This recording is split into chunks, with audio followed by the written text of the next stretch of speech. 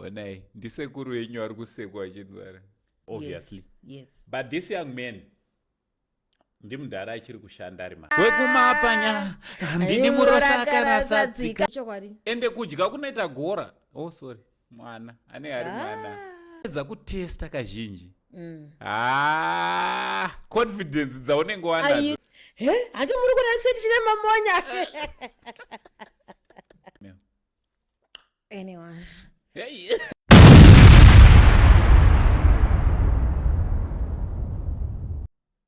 Welcome to the Ketchup Show here on Saint TV. My name is Nyenge. I am the Dimple Lady, the Groove Ambassador, the life of the party.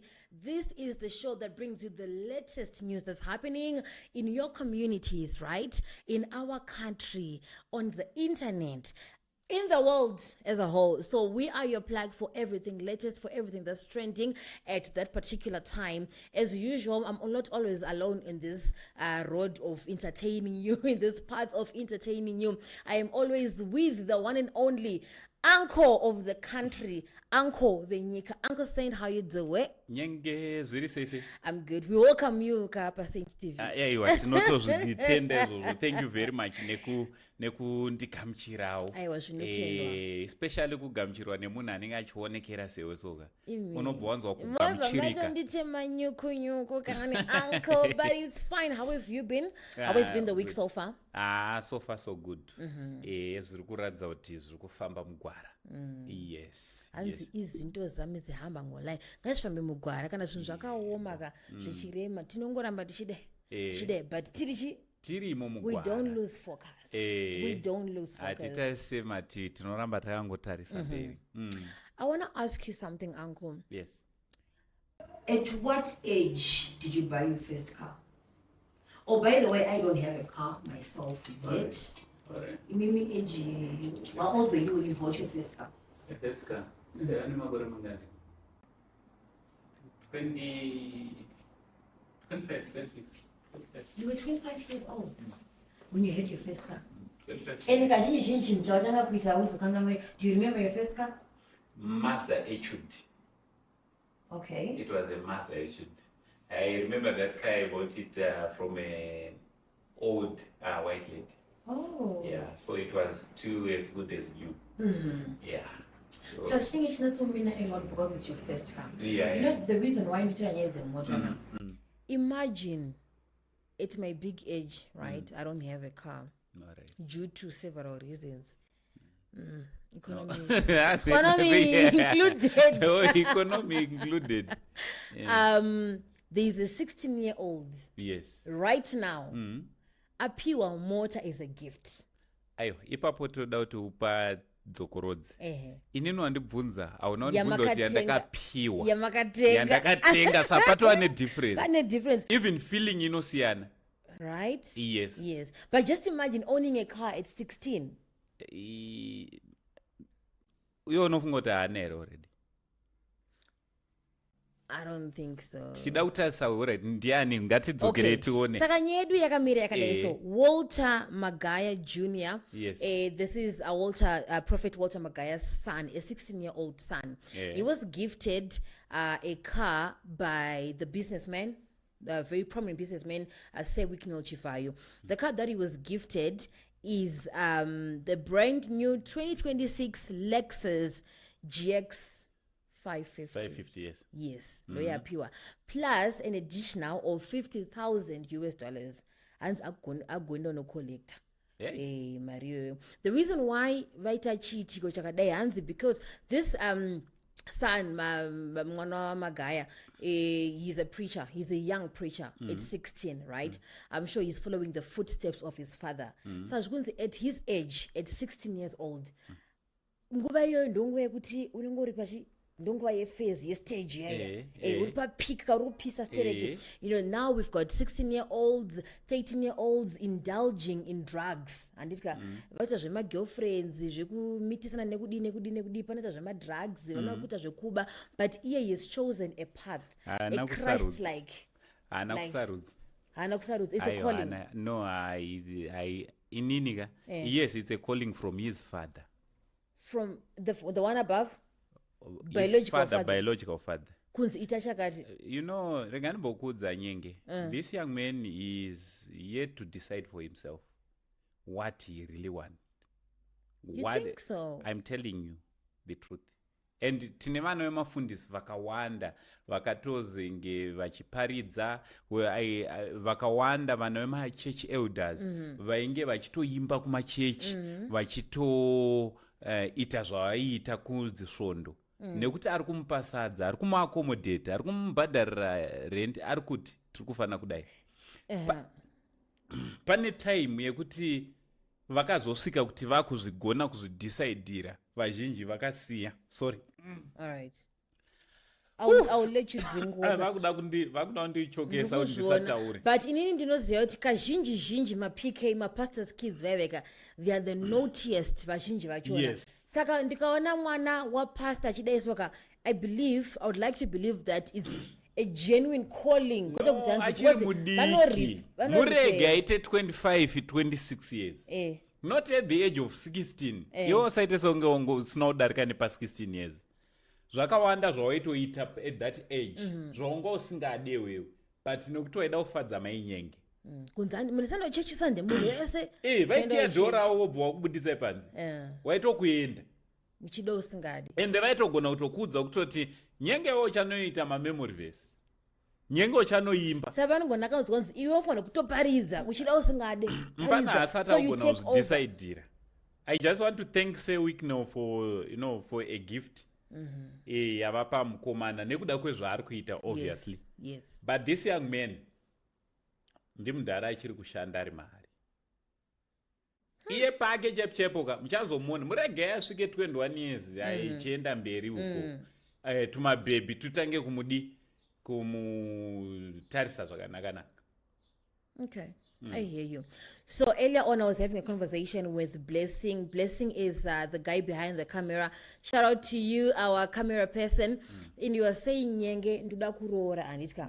But vasikana vemutown ndinovazeza because they are all over. Vanenge vachingoita vapinda umo vaenda uko ndoda hangu chi ndinoda wangu wekumaruzeva andingawane wemudhorobha nditsvakireyo wekupamba wekumapanya ndini murosakarasatsika. Shout out to William Tad. That's my father, that one. Ndikamuti aiwa vekumapfanya vachona ivavaka vanotovhura hombe. Tarisa izvezvi ma-DNA kwatinashe Mugabe. Wambona wemudhorobha achibudikira kwatinashe Mugabe vashoma but vazhinji. Ina ndichafunge kuti zvichiri nekuti kupini. Vanhu vatongochinja because internet iri kubata kumusha kwacho. Yes. Ende kumusha ndo kune tumavhidhiyo tumwe turi kutrenda tuchivhurwa hombe chaidzo. Uchitoona munhu ari kuseri kwedenga remombe. Kutwana tunorohwa kazhinji kurwerwa maboyfriends 2 kana 3 kumusha. Turi kutoona tumavhidhiyo tumwe turi kusekeleta tuchibvunza uyu mukomana wani wako chaende upi? Twapana twakamira turipo 3 kana 4. So kumaruzevha kwachonaka zvazoti ndasangana nebhebhi rangu rakabva kumusha. Chingo izuru rakapinda nyoka. Anokuvhurira ume because izuru rakapinda nyoka. Zuru ndokuti chi? Zuru rakapinda kunyadzisira. Zuru rakapinda nyoka. Nyora comment section zvinorevei. Mudzibatsire Nyenge. It's giving kunyadzisira vibes. No. But tiri panyaya iyo evanja kustebe. Tiri panyaya yekuti kumapfanya nditika. Pane murume ari kutrenda zvamanje patinashe Mugabe. Ane vadzimai vake 2. Vaenda kuma-DNA kwatina kuti zvizonzi vaenda kuma-DNA muchichanga chaitika maybe paneka kutaurika kunenge kuchiitika nditika. Murume ari kubuda pavhidhiyo akagara pakati. Mudzimai mumwe ari ndochi rudyi mwe kuruboshwe akagara. Saka unenge uchiziva kuti hai ndopedza. Labu ndinotaurisa. Skripa. Ndozadzisa. Results zvino abuda.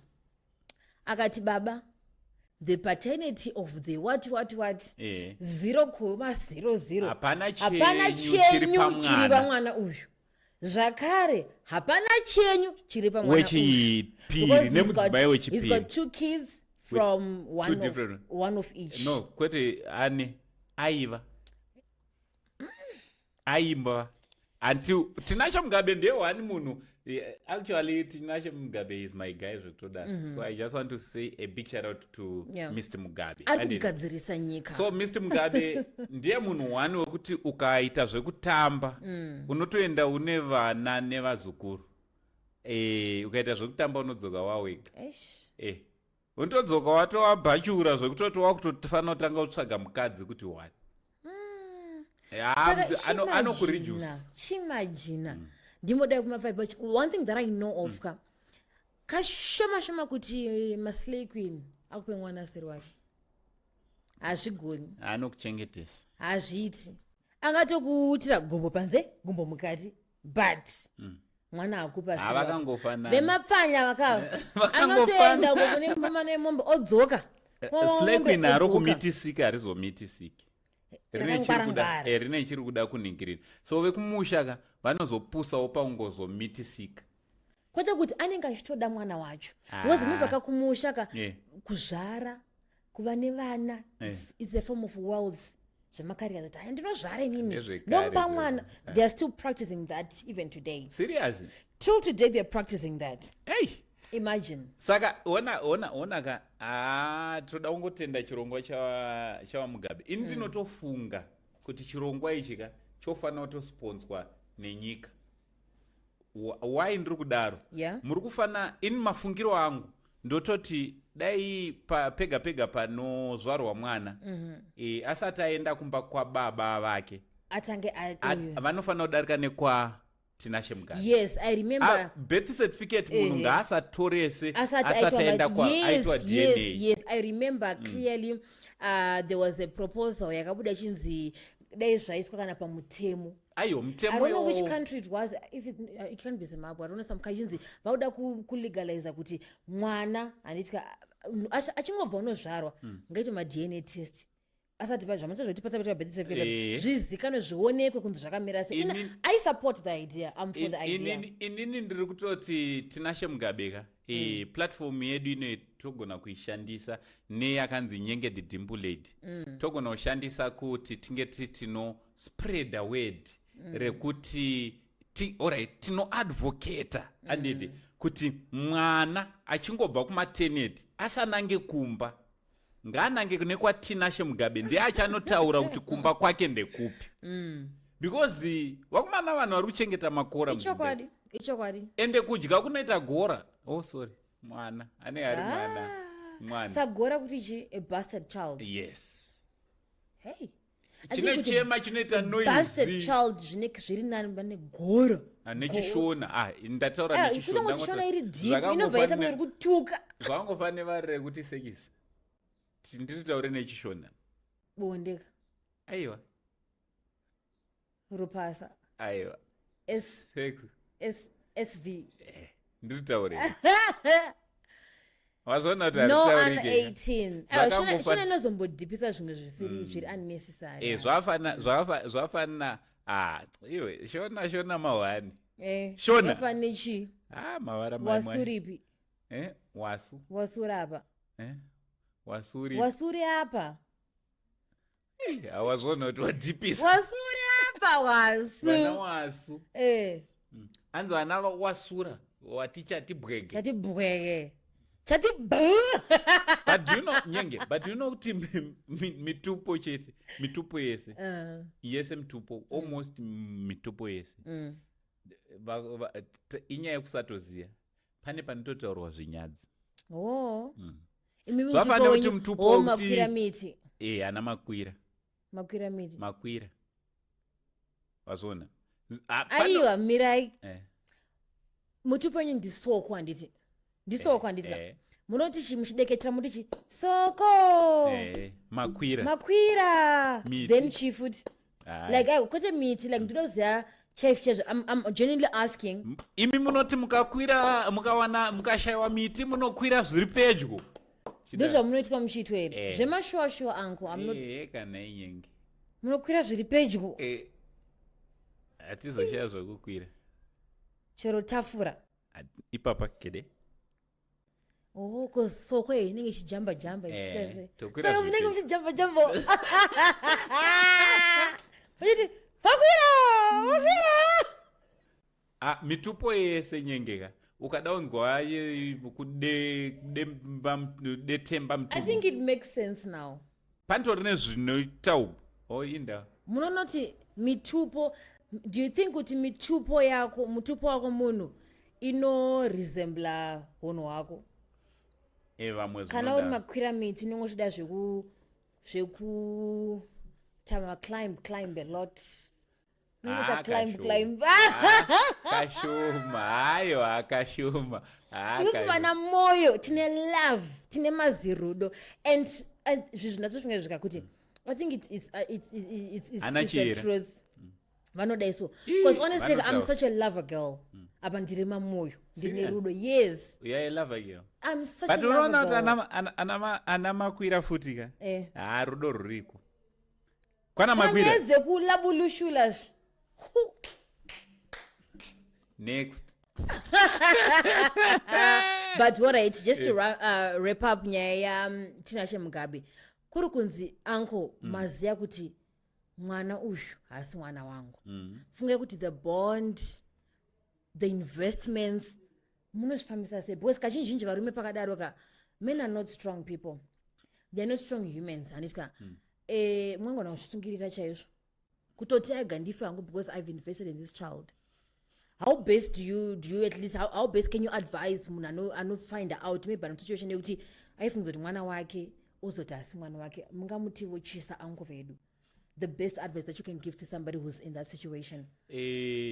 Nyenge unenge watotsotswa zvangofanana nekuti alright zvafanira kuti wadana nemunhu wozoita find out kuti wane chirwere hapana zvaungaite watova nacho chirwere wakufanira kutongonotora mapirits. Same applies nemunhu anenge achengeteswa mwana atoenda kuuniversity wozoona kuti mwana waitofara uchitoonerebwa wozoona kuti asi wako my guy zvinotorwadza but you just have to move on. Life goes on. Otherwise mwari ka pane chaanenge achitoita imba chandoziva inini vanhu vanopinda masituations akadaro mwari ane zvaanozongovaitira. Mwari harizi benzi ichokwadi, but why do we have to enjoy all that pain? What for? Imagine kuti unenge uri mhandara handitika wakati udo preserve umhandara wako kusvikira waroorwa obva wabvisirwa pfuma wotodadisa vanhu topembera kuti tase woroorwa ka kopinda mumba, you now have your own family, you are happy, you are thankful, you are grateful, life iri kufamba zvakanaka. Muri mobva inoita kunze kumwe mukati obva ku nama nechirwere makore ese waichengetedza. That's the worst. Kozoita vamwe kuti makore ese vaichipavhurire vachipa chero wangosangana naye mupi abatwe kana zvinofamba sei. I think vapi also ka vaneka kungwangwanura. Aiwa akana hapana kungwara. Ini chandotozwa nechekutongotika mwari ka anotongotichengeta nyango tiriko kwanenge achitokupa mukana wekuchinja. Mwari havazongokuregi kukupa mukana. He's a merciful God. Indeed, he is a merciful God. So pachona anenge achitongodi achikupa mukana. So chinhu chinorwadza zvachiona kuti vanhu vazhinji vane plus chirwere mazuva achisina basa. We don't even discriminate as long as you are taking your meds. But zvekuti if you know you are HIV positive ka zvinhu zvakangonaka anko kuti uudze munhu wafambidzana naye kuti you know what utsi because you ndopanopinda utsinye kuti iwe uri kutozwa status yako alright maybe hausi kutoiziya iko kutorana nemunhu usiri kuziva status yako utsinye futi. Both of us are responsible and it's kuti iwewe you are responsible nyenge. John, you are also responsible before you indulge, before you engage and in the labulushlas, right? Get tested. Chero ma testa ka feka ichi dzivirirai because auzive kuti kwari kuenda uku achaita sei. John so kwari kuenda achaita sei. Kutesta pambachonaka kuyotoita selicense yoti hatichapfeke buti. Ichokwadi. Kazhinji uchingopedza kutesta tirikukuzivai muchingopedza kutesta kazhinji confidence dzaunenge Are you wanadzo talking from experience? From Nanga musikana waya. Wati experience. chinyenge? Are you talking from experience? Ndandati uri kutaura Aiyo. from experience. Uh-uh. Wewe hausati wasangana nazvo. Maria. Tiri panyaya ngatitaura yenyaya dzebonde handitika nenyaya dzekudzivira nekudii. Yeah. We've got a very popular makeup artist anonzi Wasu. Yeah. Wasu ripi? Wasu Wasu. rapa. Wasu takamuziya through My Titi. My Titi is a businesswoman. She's a comedian. She's very, popular. She's a wife. She's a wife, she's a mother, and vakambonetsa pakaunza inonzi chiyawe movie yavo yeye. Yes. Vemakaita sei kumovie kwa? Pandakatakugwa nevanhu zvafana zvematrix Chimwe zvikandikanda panze. chakaitika pamaita sei? Nguva yekupiwa chikafu shuwa zvakundibata Vaita zvondikanda sei panze. Anyway, maifilma? zvisina basa takambozvitaura. Aiwa ine nditomozvizive. Uri kutoziva uri kutaura ndakaona picture chinzi angovabatwa panizo chakaitika. nezvovafana Are you comfortable zvekumatrix. talking about Indikaona zvovafana zvekumatrix ka. Ndoda kuzvidhandaradza. Zvinongoti Makasimudzwa. zvinongoti zvinyama ungosimba. Makanzi Chandibatawo kuchimudibatawo. But mufesi anonzi Atheist Mwari ave naye. Kana akudhirowa so Atheist Mwari akutonge. Weta sei vakosha Mwari. Ndakazomuka makuseni chitirende. Atheist. Mwari amutonge. oige kuti sei? Anze. Wakubatwa Ndonombokudza. Pane Guys, just shake. Onai. Ndisekuru wenyu ari kusekwa achindwara. Anotenda botso. mbabvu dzangu. Uya anotenda botso. Nyenga asi anga asiri kunzwa zvanaka rebi. Anga achirwara ko. Ko chicha kuitika. Simba rese ari wanepi. Mukana nyema taura yoga. Pana mufundisi ari kutrenda futi. Mufundisi wekuchurch of Christ. Achiti, buda demon amuna kuona video yacho le. Buda demon buda. Success. Success. Akadhimba nezi. Vakomana havana mate. Video yacho achidzogobo achisimudza sakanda pana relate. Vakomana havana mate nyenge ndochandangona kukudza. Demon rikati no. Anochi siyamanyatela amademon. Demon rikati andisi kuda kunyatelwa ndoda kuti ite veki prophet vaziye. Prophet vaziye. Vakadaiso. Vakasimudzwa so. Nyenge vakomana havana chemweya. Vakomana vanenge vasina chemweya wako.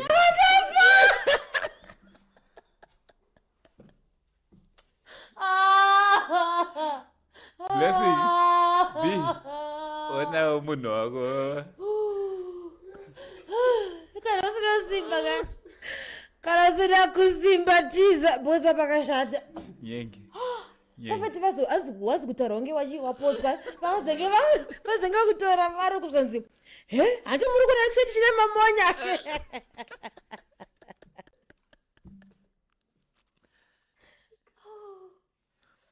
Nyenge vakomana havana chemweya chavanenge vanacho. Kuti udaro here. Ndazoona pane umwe anonzi Prophet Romius Mbewe. Akatozozvitaura kuti vakomana havana chemweya. Paposti rake. Hanzi kazhinji tinojaja kuti indava mamen of God vane mamonya vanomadii mamonya handitya hanzi ndo dzimwe dzenyaya idzodzo dzokuti mamonya Vanoizwa togona urowa. nedhimoni And vanorowa. Dhimoni riri Plus rimwe rine chinyepedzera kaipo paya. kuti ndatomubatira pano. Ine chida kungo mumwe munhu anenge achida kutokuhumiliate. Yeah. Anzi watokubata chi. Sorry ndakuseka but ndakuradzwa mpafu. I need a massage after this. Anyone to ntofo me please. I need a massage. Male or female? Anyone. Hey. Anyway, tanga tichitaura nyaya Namba dzanyenge ndokupa ndinopa munhu. Iripo. No, actually, you know what?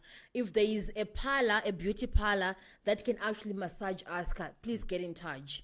Yes, I think we can actually. Train. Yes. Yes. Please, Tese, so that we can both experience it.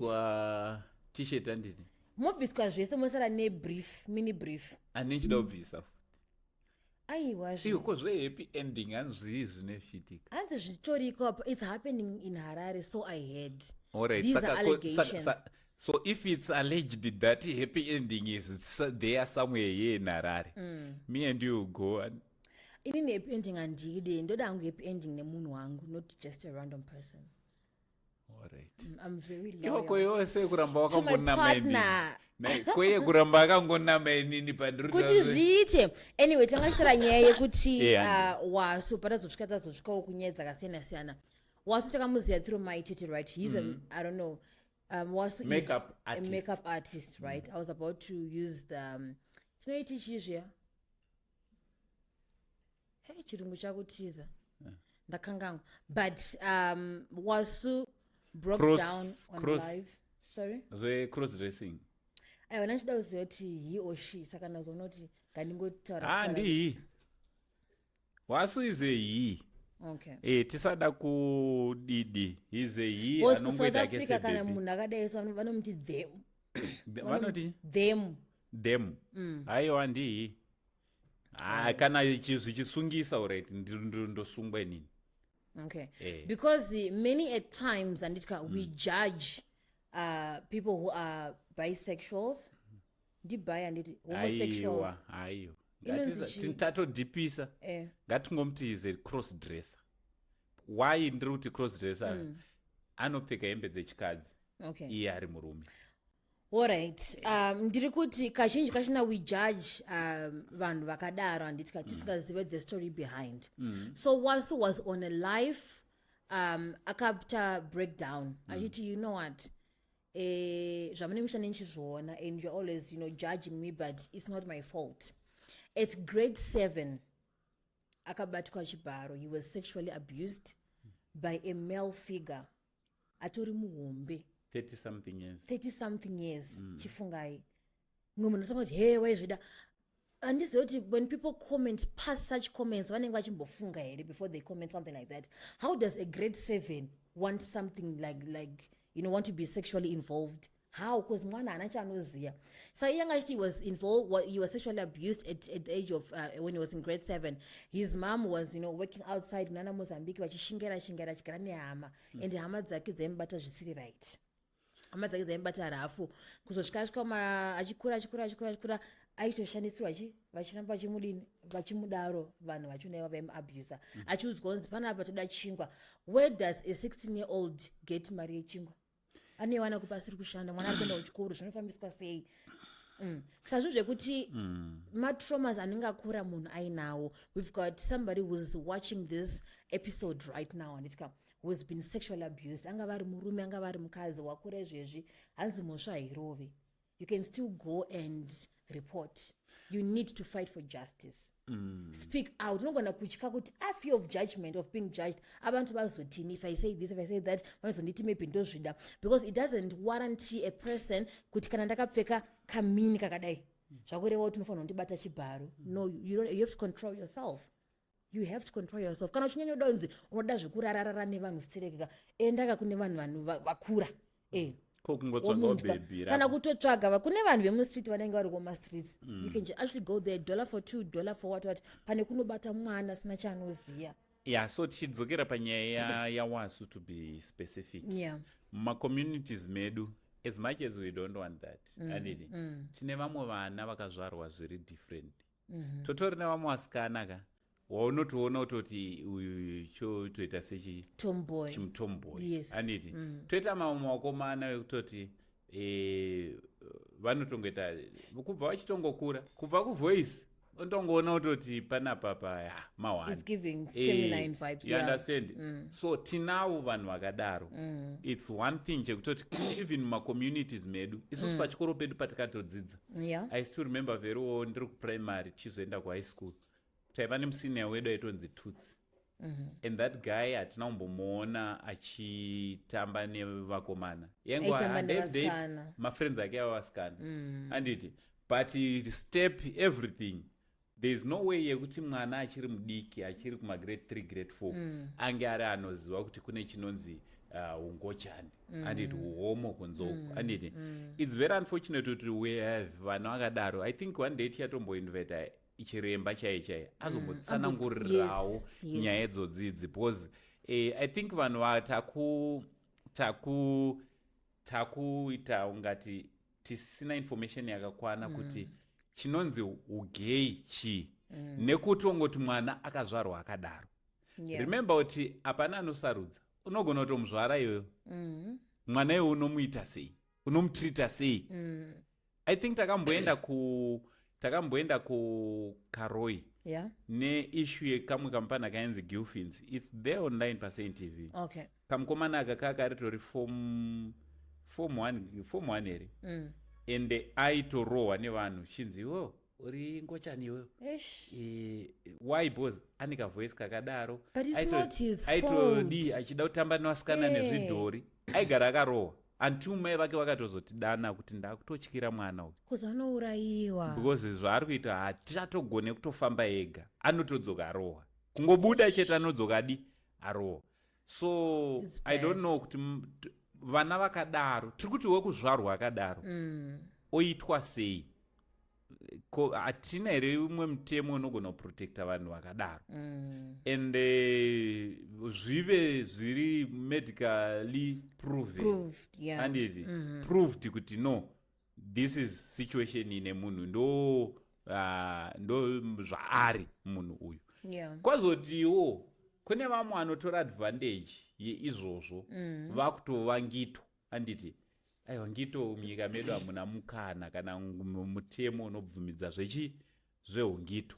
Koti kune vanosodomaiza vana vakadaro, vanhu ivavo ngavabatwe, mutemo ngaushande semutemo, vokandwa mukati kwavanodeseva kuti vange vari chokwadi. Because zvakafanana in the event in this case wazwanitka tinonzwa nyaya dzakawanda zvinzi ndakabatwa ndakabatwa nabamukuru bamukuru vatori nemudzimai wavo nemhuri yavo ende variko ende vanenge vachida vane vava kunofaka emashule like why tine varume vakuru vari munharaunda edu vanoita zvinhu zvakadaro. Do you know kuti vanhu dzotori vanotoita zvechigei chaivo havapfeke semagei ivavo vanotobata vanhu ka vanhu kutoti munotomurambira kuti azviite ane mukadzi wake ende iye anokurambira achikuradzai kutoti handizvizivi hamuna ndine vana ndine mudzimai ende chinopedza chadzokera kumwana uya tiri kutaura kuti hatisi kutaura zvawaso akura tiri kutaura zvawaso ane 16 and below chinopedza chatodzokera kwaari akutonzi kanozvida kanga zvide papi kanotozviwisisa kutanga rini. So uyu muhombe uyu asingatoratidze ungati ndo vanhu vanofanira kunge varitori vanobatwa ende mutemo uchishanda especially vanobata vana hazvisiri whether mwana whether even munhu mukuru without consent, that's not the way to go. Kana zvazonyanyobatisa when the horniness has overcome you find other means kwete kwena pane munhu asina kubvumirana newe kana pane mwana asina chaanoziva. Thank you. Let's move right along. Yes. Tichingoti pasi nechi nevanobata vanhu vanosodomaiza vanhu vanosodomaiza vanhu hatisuda kuvaona izvezvi ukada kutoroora vakadzi kana 3 kana 5 unotoroora unobvuma mukoma Gabriel vane vangano vakadzi wavo kundekwakadzi zvake mushe ndedai happy but musana urwadze rwadzani nitsvoda everyday varume togona kuti nama everyday inzve kunzi hanzi nhasi iwe haugone everyday aindogone haugone nyenge hausati chete wapinda kana kuri kunzi ndakuzoenda kunyaya idzodzo I'm sure I'm capable. Haugone I'm capable. Come daddy. Come, I'm capable. Every day. Yes, sikune start. Isinosota. Mimi ezinguti varume ka. Ai ndakazvimirira.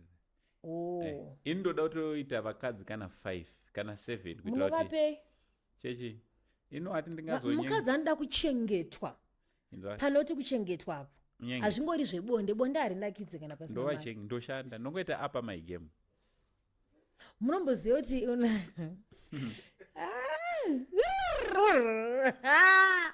in the blessing chii Nyenge? Munoziya ka zvinongoendeka so kana muchizoti mba mune mari kana musina chekudya munofunga kuti munowana nguva yekugomera nekushinyira musina chikafu. Ini ndikarira vakadzi vakawanda vazukuru vangu ava vanondibatsira. Toita basa rekuchengetera isusu manje. Ndoitirwa GoFund. Imi chigomirai. Anyway, so there is a story that's making news, making a lot of noise on the internet. There is an American lifestyle influencer, anonzi iye, katiti ayinzi, Ashley Janay. She was found dead in Zanzibar. So she went to Zanzibar with her fiance, with her boyfriend. Katiti boyfriend because akazoengejwa ku Zanzibar. She went to Zanzibar with her boyfriend celebrating her 31st birthday. And this boyfriend he's actually what do you call it? He's into cryptocurrency. Cryptocurrency. So he's one of the rich buggers. Vaenda ku Zanzibar kuya just a story right paya. This gentleman, the lady then calls her mom. Achiti mama na uncle said kunoku adisikuwirirana ndiska. So I'm sleeping in a different villa. Mino sama villa wanenga vari kuma villa uko.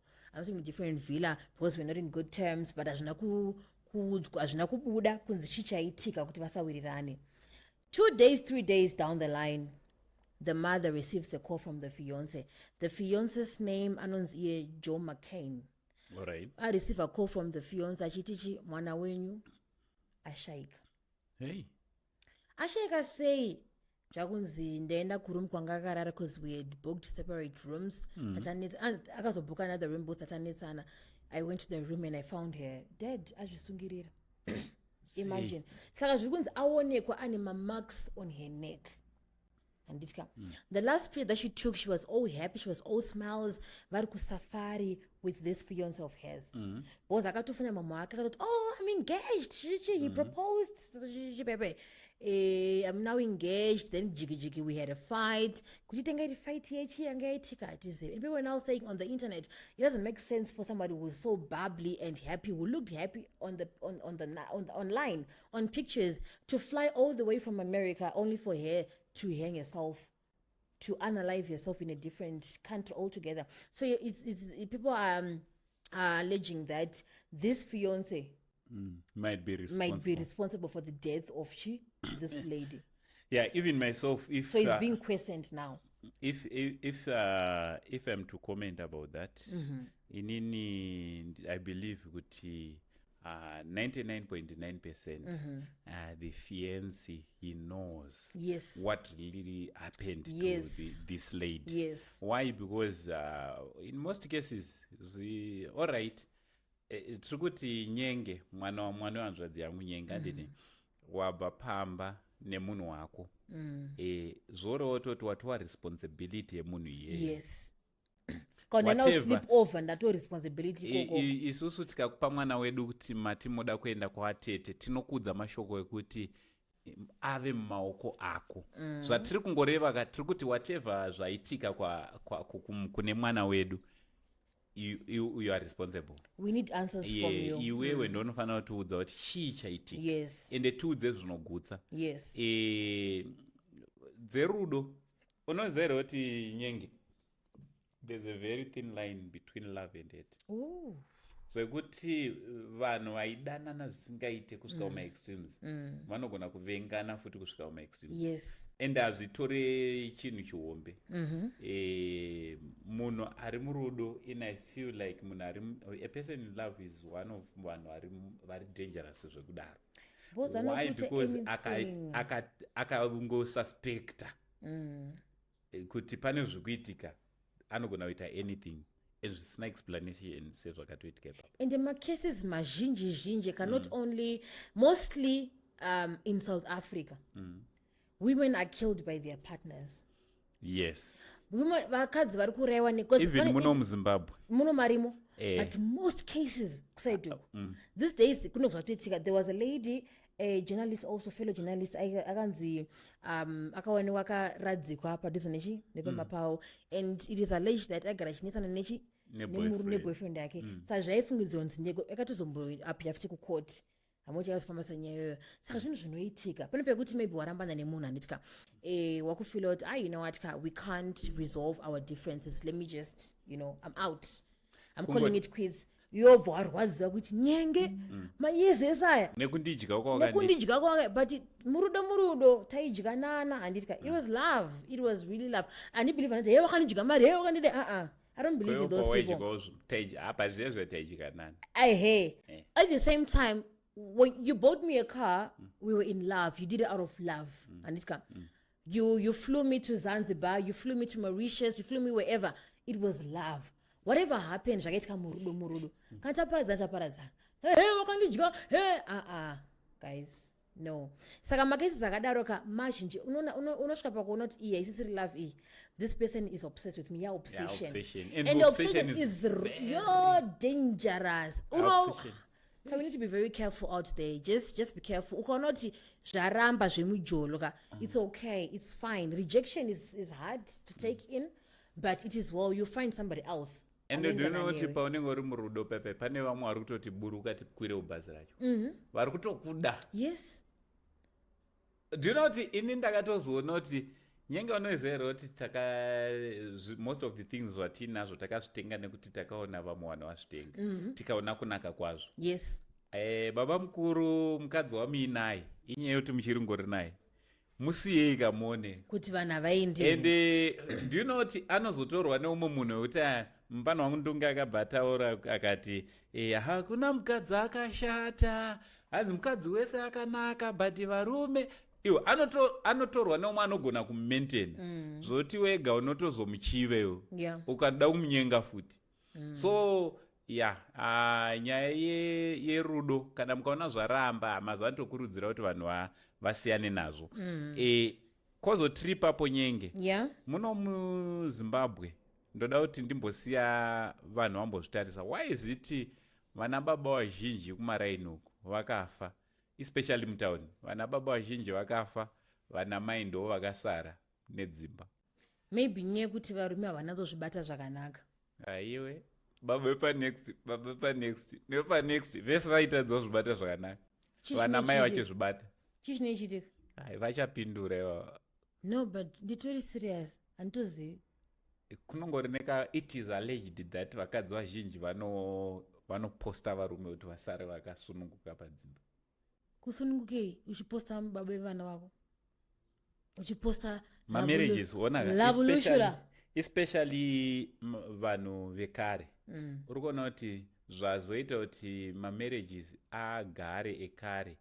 It is believed that varume kare madzibaba edu isusu handiti vaneka ku ndingati vaitonga neiron fist kakusimba kavanga vakaita kanga kasingafarirwe naana amai vaikuendesa hamba lotata vaikugohesa hamba saka vana baba ameno tiri kungoku but makambozviona here kuti kumalocations uku handei kumalocations kwese kwana Warren Park, kwana Mfakosi, kwana Budiriro, malocations ekara aya kwete hatiri kutaura emazuva ano tiri ekara. Ana inonzi mabhuku tafara zvida vana mai variko, vana baba vaka may their souls rest in peace. Thank you so much, Uncle. This was fun. At least nasindamboseka. Sorry, anybody. Chirega Nyenge chiko. Zvinokubata. Aiyo. In masekuru wako unoziva kuti muklasi muno umwe munhu waiti akakuseka, so wainzwa kuti ndasekwa zveshuwa. Okay. Cut B. This was fun. Thank you so much for watching. Please subscribe on that bell, share, comment. We're back again with another episode. I am Nyenge the Dimple Lady. Bye-bye. And this is Uncle Sam. We are out, baby.